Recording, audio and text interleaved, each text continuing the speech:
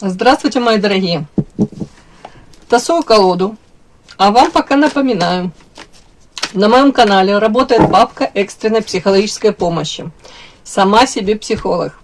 Пожалуйста, посмотрите эти видео в первую очередь, особенно если вы чувствуете, что запутались. Там лежат готовые рецепты. Как общаться с токсичными людьми, которых, к сожалению, хватает. Как пережить кризис и выйти из него королевишной.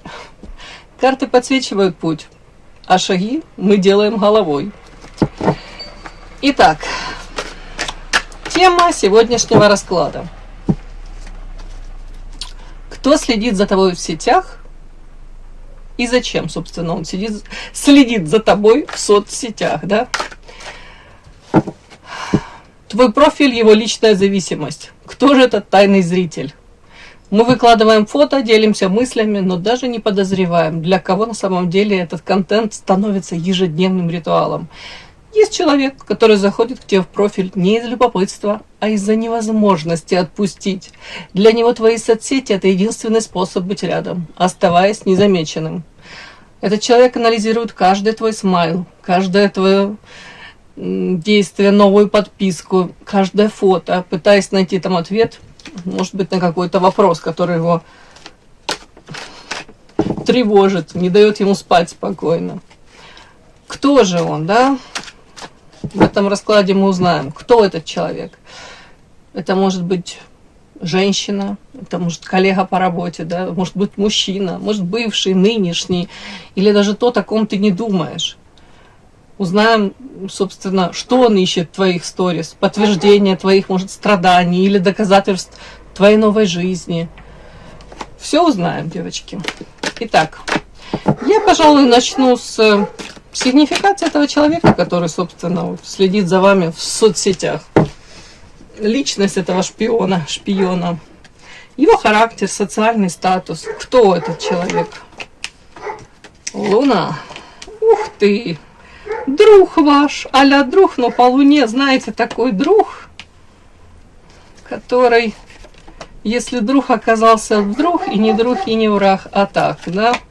Что там, в горы его бери, проверяй. Но тут такое, как будто бы по луне мутный такой. Сейчас я уточню, это мужчина, женщина. Кто это? Да что ж такое? Так, для начала мы с вами попытаемся понять, это мужчина или женщина, да? Друг ваш такой. Следит за вами в соцсетях. Это мужчина или женщина? Ну, сразу, это мужчина за вами следит. Угу. При этом, знаете, вполне возможно, вы от него ждали, надеялись на какие-то с его стороны более решительные шаги, там, проявления, может, в вашу сторону. А он был таким достаточно медлительным, может, больше был сфокусирован на зарабатывании денег, да, для него материалка имеет значение достаточно большое. Кто такой мужчина? Опять-таки, он может довольно-таки быстрым быть в зарабатывании денег, стараться, но во взаимоотношениях с вами, скорее всего, вот как-то он так подвисал, зависал. Вот тут что-то мне такое идет. И опять-таки, не скажу, что вы враги с ним, да, карта собака все-таки не враги. При этом по луне очень много каких-то тайн, недоговоренностей, умалчивания, замалчивания, мути какой-то. Вот тут что-то такое. При этом сейчас собака рядом бездействия, может быть, вы мало пересекаетесь, очень мало информации о себе даете. То есть формально вроде бы как друзья, но при этом я не удивлюсь, если вы не проявляетесь особо в его сторону, он в вашу сторону особо тоже не проявляется, но при этом все сплетни его интересуют. А ну давайте я спрошу, все-таки, кстати, это может он даже сплетни какие-то по поводу себя даже какие-то распускать. Сейчас я посмотрю. Так, это сплетни о нем? Да, смотрите, карта сплетни о нем, и вышла карта метла, сплетни 100%, да, это о нем сплетни. И причем, смотрите, карта Эрос, проклятие. ангел-хранитель, тут, скорее всего, до вас даже могут долетать какие-то сплетни об этом мужчине, о его каких-то, ну, не обязательно тут похождениях эротических, даже если он там периодически с кем-то, ну, пытается отношения то ли выстроить, то ли наладить, то ли к нему кто-то даже проявляется. Но тут такой подтекст: к нему женщины могут проявляться именно как к мужчине, не как там другу, не как какому-то специалисту узкого широкого профиля. Нет, тут именно вот сплетни, скорее всего, вам могут доходить по поводу этого мужчины, по поводу его взаимоотношений, личной жизни, тут как-то так. При этом, девочки, какие-то карты тут выходят, знаете, странные. Тут карта сплетни, Эрос и карта проклятия, да? Тут же вышла карта справедливость. Часто она у меня проигрывается как характеристика на человека, который может быть не свободен в законном браке, в законном каком-то там союзе, да. При этом карта Луна, это говорит, скорее всего, о том, что человек не особо счастлив в этом браке. Я не буду тут говорить, что он тут на стороне там изменяет, где-то там что-то, какие-то истории все романтические ищет, приключения на пятую точку. Но тут, скорее всего, вот эти сплетни, они муссируются как-то постоянно и касаются именно его личной жизни, сексуальной жизни. Плюс его, может быть, брака, союза с кем-то. И вокруг этого столько тайн, столько каких-то вот таких каких-то, ну, сплетни два раза. При этом человек, может быть, уже подзадолбался, да, быть вот этим центром этих сплетен. Ну, я не удивлюсь, если он сам тут дровишек подбрасывает в огонь в плане каких-то, может, знаете, как недосказанность, туманность, какая-то загадочность, да, что-то там, вместо того, чтобы сказать: в законном браке я, девочки, отвяньте. Нет, он может так как-то обволакивающе, как-то так пространно, много и ни о чем разговаривать. Ладно. Кстати, почему-то мне такая идет информация, вы вполне возможно могли уже интересоваться его именно личной жизнью, его, может, семейным положением, его какими-то любовными историями. Вы могли даже просматривать это на Таро. Вот у меня так идет почему-то, я не знаю, тут руны, ангел-хранитель, вот как-то мне оно...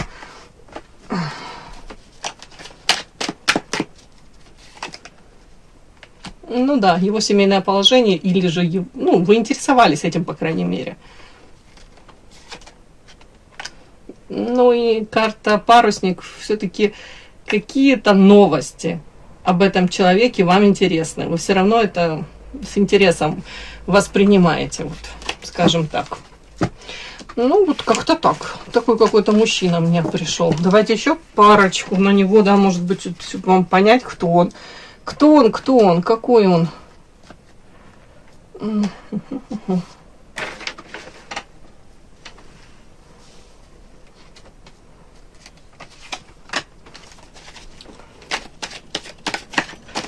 Для тебя кто он? Для вас кто он? Для вас он павлин, который любуется, знает себе цену и даже слишком много о себе возомнил, делает акцент на своих достоинствах, максимально камуфлирует, скрывает свои недостатки, но эти недостатки все равно потом сквозь оперение проглядывают. Такой самовлюбленный, эгоистичный. У кого-то это красавчик, у кого-то в принципе он себя так ведет, как он тут супер красавчик. А вы для него кем являетесь? Хамелеон. Это о чем? Ух ты. А то, знаете, как будто бы у него было о вас одно мнение какое-то сложилось, да, а пообщался. А теперь он, может быть, даже собирает где-то сплетни о вас. И из этих сплетен, может быть, совершенно другая картинка перед ним раскрывается, да? Ну да.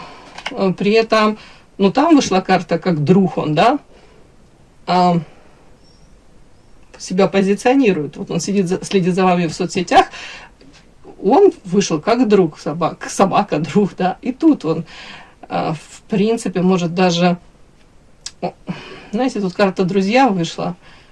Это как ширма какая-то. Вот знаете, всегда можно даже свой какой-то интерес к вам скрыть, прикрывшись, ну, такой вот как ролью друга. Что-то такое. Ну, а это не больше, чем просто интерес как к другу. Это нифига, это больше, конечно. Тут сердце человек держит. Нет, это влюбленность, как минимум. Ну ладно, давайте дальше смотреть. Такая какая-то мини-сигнификация или макси-сигнификация получилась. Подпишись на канал и поставь лайк. Так, итак, шпион этот, да? Личность мы его уточнили. Давайте посмотрим буквально пару карт. Частота визитов. Как часто он заходит, в какое время суток, да? Может, особо активен в вашем поле. Токсичненько.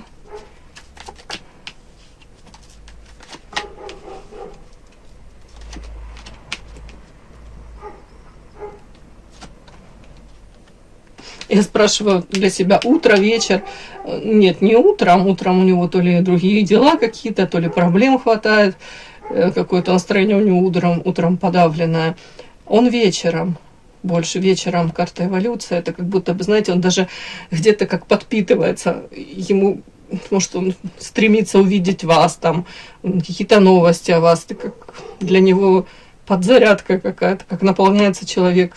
Может, свою жизнь даже наполнять каким-то смыслом. Может, энергии как себе. Не знаю, как это берет даже от вас через соцсети. Я не знаю, девочки, как-то так. Вот, ну, вечером 100% смотрит, утром нет.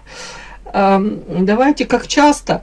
Почему-то мне идет, наверное, чаще, чем он хотел бы. Вот так вот. Тут карта токсична, при этом он понимает, что не нужно смотреть. Тут он смотрит, там, видит, может быть, вашу семейную жизнь, ваше какое-то довольно-таки счастливое, улыбающееся лицо. Какую-то вот эту хмылку хочется ему стереть с вашего лица. Ладно, он тут чуть ли не в депрессию погружается. Он видит вас красоткой, яркой, красивой, сексуальной, привлекательной, райской птичкой. Женщина, которая для многих привлекательна. Я повторюсь, как бы его тянет на вас смотреть, это как он подзалипает. Это уже как ритуал, часто довольно-таки, чаще, чем хотелось бы ему. Он смотрит, следит за вами, узнает о вас. Давайте посмотрим, что же он ищет, да? Для чего он в этих соцсетях лазит? Что он там ищет? Ищет ли он повод для встречи или повод, чтобы окончательно разочароваться и уже перестать смотреть на вас? Что он ищет?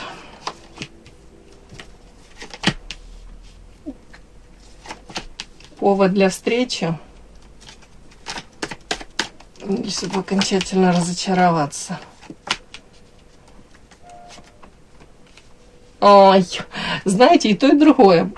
Повод для встречи, да, ему хотелось бы, может быть, узнать как-то, я не знаю, окольными путями, когда наконец-то ваше сердечко, а вы его тут то ли сознательно охладили, заморозили в отношении него, то ли вы так держите, не знаю, оборону тут какую-то такую, через нее не пролезть, никак не протиснуться.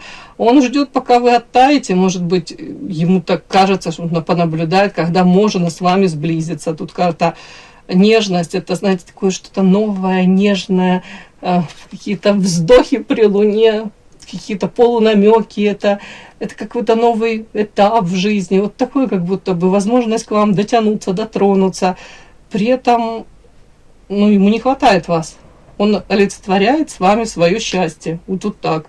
То есть встречи, он повод, ищет, это все есть. Но он считает, на данном этапе вы как будто очень холодны к нему. И окончательно разочароваться, он тоже это, кстати, тоже все это наблюдает, тут сплетни собирает по поводу вас. Но дабы где-то лишний раз, может быть, тут, как павлин, расправить крылья и сказать, ну, там, то ли не судьба нам, да, или лишний раз себе, так сказать, я красавчик, я все равно, я молодец, такое что-то. Но при этом сплетни эти все равно не как-то, тут карта баланс. То ли о вас ничего такого, знаете, крамольного он не узнает, то ли как-то на одном уровне вот этот баланс удерживаете. Ну, пока я вижу, ну, заинтересованность у вас есть 100%. Конечно, ему хотелось бы тут какие-то нюансы узнать о вас. Может, даже для того, чтобы обесценить вот это вот влечение к вам. Для себя сказать, нафиг она мне нужна, вот и хорошо, что ничего у нас нет. Даже такое может быть. Так, смотрим. Этот человек, что он чувствует, когда он видит счастливой вас без него? Что он чувствует, когда видит вас счастливой без него? Ух ты. Он видит мир черно-белым, токсично, все вокруг ядовито. Свинью мне такую подложили. Нафига? Так, дуальность. Ну, я повторюсь, дуальность тут как черное белое. Он видит мир черным каким-то, да, вот чувствует, когда вы счастливы без него. При этом мостик сейчас защищается. Солнце. Так, когда он видит, что вы счастливы без него, ну, хреново ему тут токсично, ядовито. Тут карта свинью подложили, как я мог так залипнуть. Как мостик, как к ней протоптать эту дорожку мостика, когда она закрывается от меня, она от меня закрыта. И он чувствует себя по карте Солнца, знаете, с одной стороны, это карта эгоиста, с другой стороны, это карта ребенка. Он чувствует себя недомужчиной, где-то может быть мужчиной, которому женщина дала понять, что ты не тянешь, ты даже мне не нужен, я без тебя действительно могу быть счастливой, на тебе свет клином не сошелся, ты вел себя там или ведешь как инфантильный мальчик, я не вижу в тебе вот того надежного защитника, опору, мужчину, который может взять ответственность. Я вижу в тебе ребенка, какого-то взбалмошного. Вот такое. Когда он видит, вы счастливы без него, он понимает свою какую-то, несостоятельность, мужскую даже. Вот так. Ему блистать хотелось бы для вас, быть вот этим солнышком таким, на коне. А вы туда даже не смотрите, ни на коня, ни на него. Так, давайте смотрим совет. Стоит ли вам как-то подмигнуть ему через сторис или оставить в полном игноре? Что скажут карты? Ой, оставляйте его в депрессии. Рядом очень много девочек, которые готовы его утешить. Новости. Так, стоит ли подмигнуть? Ух ты.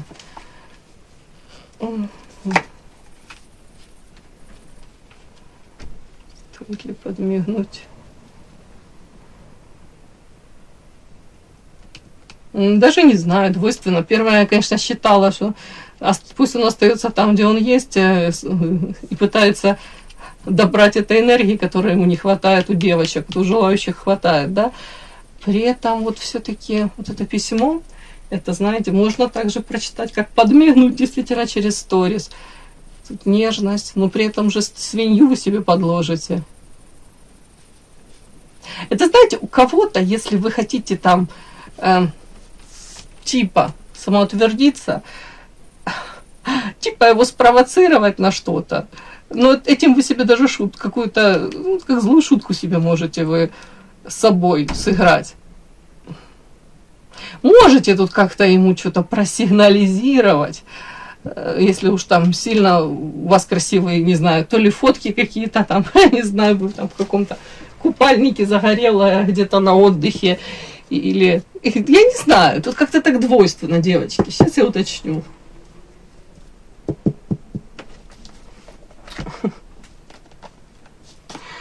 Ну, я против, честно. Но я не могу игнорировать вот эту вот карту новости. Это о чем? Это стоит ему как-то?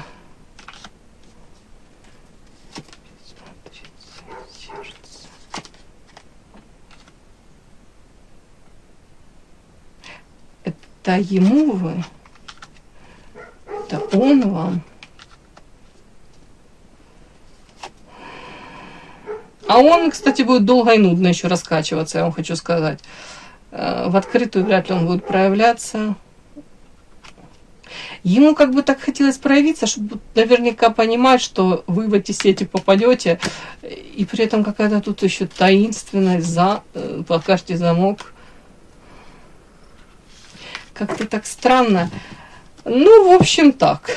Тут мнения разделились, наверное, скажу. Я искренне хотела бы вам сказать, что нет, пусть остается там, вот и не надо ему ничего подмигивать. Но тут карты еще говорят, что можно присмотреться как-то к нему.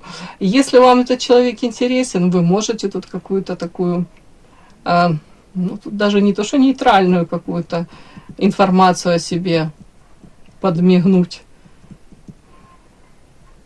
Ну, скажем так, если вы как-то проявитесь к этому человеку, ну, не так в открытую, здравствуй, Вася, я вся твоя, да, нет, тут какой-то, может быть, хорошо, может быть вопрос, может быть какой-то вопрос с каким-то таким подтекстом, что его можно развить и потом не один раз к этому вопросу возвращаться. Может быть вопрос о ком-то из знакомых даже. Но при этом вас предупреждают, если вы проявитесь, этот мужчина может воспримет это сразу как ваше желание.